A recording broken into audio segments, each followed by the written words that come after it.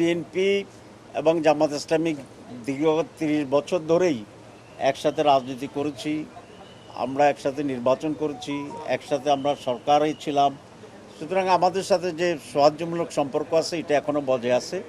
বিচ্ছিন্ন বিক্ষিপ্তভাবে কেউ যদি কিছু বলে সেটা আমরা মনে করি সেটা উচিত না এবং সেটাকে আমরা অত আমলে নেই না। আজকে বাংলাদেশের রাজনীতিতে কিছুটা অনিশ্চয়তা যেটা আছে, এটার জন্য আমি মনে করি সকল দলের, বিশেষ করে বড় দলগুলোর ভিতরে একটা পারস্পরিক আলোচনা হওয়া উচিত।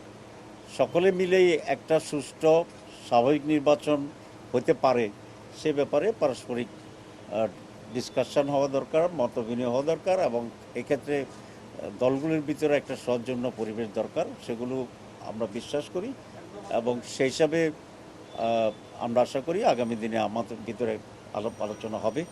২ নম্বর হচ্ছে এখানে যেহেতু এখন মেজর দল বিএনপি এবং জামাত ইসলামী, এবং সেক্ষেত্রে আমাদের তো প্রতিদ্বন্দ্বিতা থাকতে পারে, কিন্তু সেটা যেন অত্যন্ত সুস্থ প্রতিদ্বন্দ্বিতা থাকে, একটি হাসি খুশির ভিতরে যেন একটা নির্বাচন হতে পারে, এটা খুব জরুরি।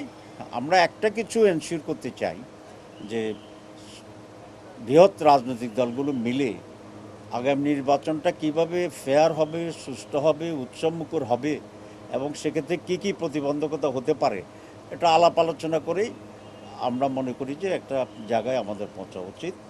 এবং সেক্ষেত্রে আমি এটা বিশ্বাস করি যে সকল মেজর স্টেকস এই ব্যাপারে একমত হবে এবং আমরা একটা খুব ভালো পরিবেশে নির্বাচন করতে পারব।